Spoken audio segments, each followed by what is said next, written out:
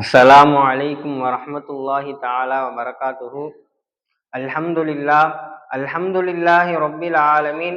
அஸ்ஸலாத்து வஸ்ஸலாமு அலா ஹாத்தமுன் நபிய்யீன் வ அலா ஆலிஹி வ ஸஹ்பிஹி அஜ்மஈன். அம்மா பஅத். ஃபகத் காலல்லாஹு தஆலா வல் அஸ்ர் இன்னல் இன்சான லஃபீ குஸ்ர். ஸதகல்லாஹுல் அலியுல் அஸீம். கால ரசூலுல்லாஹி ஸல்லல்லாஹு அலைஹி வஸல்லம் லா தஸுப்பு தஹர ஃப இன்னல்லாஹ ஹுவ தஹ்ருன். ஸதகன் நபியு ஸல்லல்லாஹு அலைஹி வஸல்லம். நேரம் நேரம் இருக்கிறது, அதை ஒருவர் சரியாக பயன்படுத்தினார் என்று சொன்னால் அந்த நேரம் அவரை வெற்றியின் பக்கம் கொண்டு செல்லும்.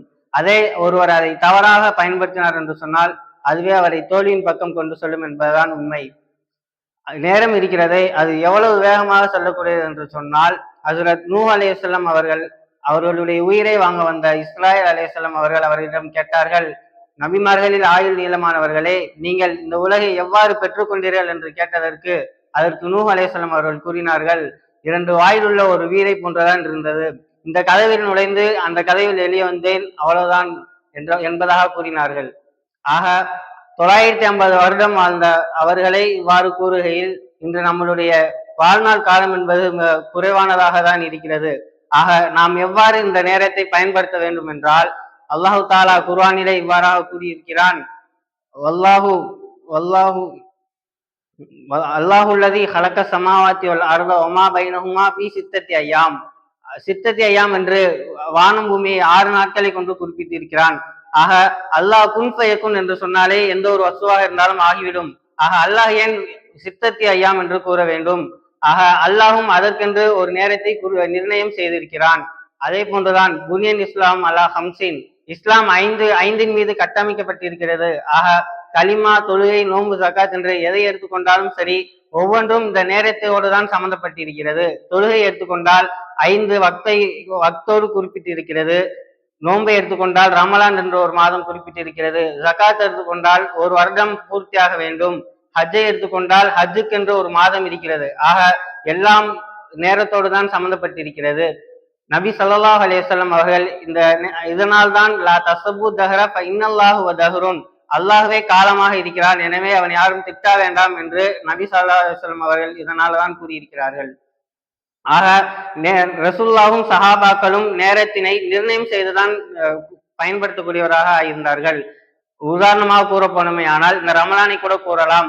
முதல் 10 ரஹ்மத்து, 2வது 10 மக்ஃபிரத்து, 3வது 10 இத்துக்கும் மினன்னார் என்று ரமலானுடைய மாதத்தை 3ஆக பிரித்து அதன்படிதான் அமல் செய்யக்கூடியவர்களாக இருந்தார்கள். ஏன் நம்மளுடைய இமாம் பெருமக்களையும் உதாரணமாக கூறலாம். முகமது இமாம், ஷாஃபி இமாம் அவர்களை எடுத்துக்கொண்டால் அவர்கள் இரவில் 3ல் ஒரு பகுதியை அமலுக்காகவும், மற்றொரு பகுதியை இல்முக்காகவும், மற்றொரு பகுதியை உறங்குவதற்காகவும் பயன்படுத்தக்கூடியவராக இருந்தார்கள். ஏன் இமாம் அபூ ஹனீஃபா ரஹ்மத்துல்லாஹி அவர்களை எடுத்துக்கொண்டால் மிகப்பெரிய செல்வந்தராக இருந்தார்கள். இன்றெல்லாம் செல்வம் இருக்கக்கூடியவர்களை பார்த்தால் அதிகமாக நேரங்களை வீணான விஷயங்களிலும் பொழுதுபோக்கிலும் வீணாக துன்யாவிற்காகவே செலவு செய்யக்கூடியவராக இருப்பார்கள். அன்று நம்மளுடைய இமாம் பெருமக்கள் நேரத்தை அவருடைய செல்வத்தினை இல்முக்காகவும் அவர்களுடைய நேரத்தினை இல்முக்காகவும் இபாதத்துக்காகவும் செலவு செய்து இன்று மிகப்பெரிய ஒரு மதுஹபை உருவாக்கி சென்றிருக்கிறார்கள். ஏன் இன்று உலகத்தில் இருக்கக்கூடிய ஒவ்வொரு தலைவர்களை எடுத்துக்கொண்டாலும் சரி, ஒவ்வொருவருடைய வாழ்க்கை வரலாறை நாம் புரட்டி பார்த்தால் தெரியும். அவர்கள் நேரத்தினை ஒவ்வொரு நேரத்தினையும் சரியாக பயன்படுத்தியதன் காரணமாகத்தான் மிகப்பெரிய உச்சத்தை அடைந்திருப்பார்களே தவிர அதற்கு வேற ஒன்றும் காரணமாக இருக்காது. ஆக நாம் நேரத்தினை சரிவர பயன்படுத்தினோம் என்று சொன்னால் வாழ்க்கையில் வெற்றி பெறலாம் என்பதுதான் உண்மை. ஏன் மற்றொரு ஹதீஸில் நபி ஸல்லல்லாஹு அலைஹி வஸல்லம் அவர்கள் இவ்வாறு கூறியிருக்கிறார்கள், அல் கையிசு மன் தான நஃப்ஸஹு வ அமில லிமா பஅதல் மௌத். ஒரு மௌத்திற்கு பிறகு உள்ள வாழ்க்கைக்காக யார் அமல் செய்கிறாரோ அவர்தான் உண்மையான அறிவாளி என்பதாக நபி ஸல்லல்லாஹு அலைஹி வஸல்லம் கூறியிருக்கிறார்கள். ஆனால் நாம் இன்றெல்லாம் செல்வத்தின் பக்கமே நேரத்தினை செலவு செய்து வாழ்க்கையினை வீணாக செலவு செய்து கொண்டிருக்கிறோம்.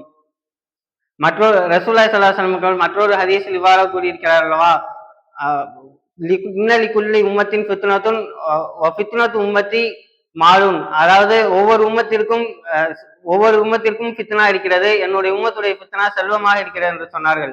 ஆக ஒருவருடைய கையில் செல்வம் வந்துவிட்டது என்று சொன்னால் அவர் அந்த செல்வத்தினை முழுமையாக துன்யாவிற்காகவே செலவு செய்து அல்லாஹ்வையும் ரசூலையும் மறந்து விடக்கூடியவர்களாக இருக்கிறார்கள்.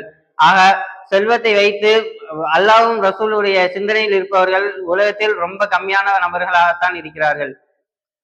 இது நேரத்தினை ஒருவர் சரியாக எப்பொழுது புரிந்து கொள்வார்கள் என்று சொன்னால், இரண்டு தருணங்களில் தான் புரிந்து கொள்வார்கள். ஒன்று மறுமை நாள், மற்றொன்று மௌத்துடைய தருணம். மௌத்துடைய தருணத்தில் அல்லாஹு தாலா அவ்வாறாக கூறுகிறான், வலை அல்லாஹு நப்சன் இதா ஜா அதலுஹா. மௌத்துடைய தருணத்தில் ஒருவர் என்னதான் கெஞ்சி கேட்டாலும் அவருக்கு அவகாசம் வழங்கப்படாது. ஆக மௌத்துடைய தருவாயில் ஒவ்வொருவரும் கேட்பார்களாம், யாழ்லா எனக்கு இன்னும் கொஞ்ச நேரம் டைம் குறாயாளா, நான் போய் அமல் செஞ்சுட்டு வந்துடுறேன், யாழ்லா இன்னும் கொஞ்ச நேரம் குறாயாளா அப்படின்னு சொல்லி கதறுவார்களாம். ஆக அவ்வாறு என்னதான் கதறினாலும் அல்லாஹ் அவகாசம் தரமாட்டான் என்பதாக குர்ஆனிலே கூறிவிட்டான். மற்றொன்று மறுமை நாள்.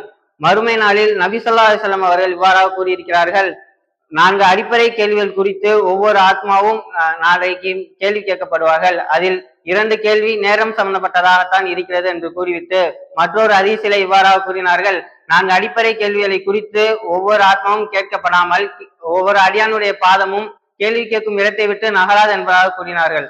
ஆக இதிலிருந்து என்ன தெரிகிறது என்று சொன்னால், கண்டிப்பாக நேரத்தை பற்றி மறுமையில் 2 கேள்விகள் இருக்கிறது. அதை பதில் சொல்லாமல் நம்மனால் தவிர்க்க முடியாது. ஆக நாம் நேரத்தினை சரியாக செலவு செய்து இன்மையிலும் மறுமையிலும் வெற்றி பெறுவதற்கு வல்லவன் அல்லாஹ் உங்களுக்கு எனக்கும் தௌஃபீக் செய்வானாக. வாஹிர தவானா அனில் ஹம்துலில்லாஹி ரப்பில் ஆலமீன். அஸ்ஸலாமு அலைக்கும் வரஹ்மத்துல்லாஹி தஆலா வபரகாத்துஹு.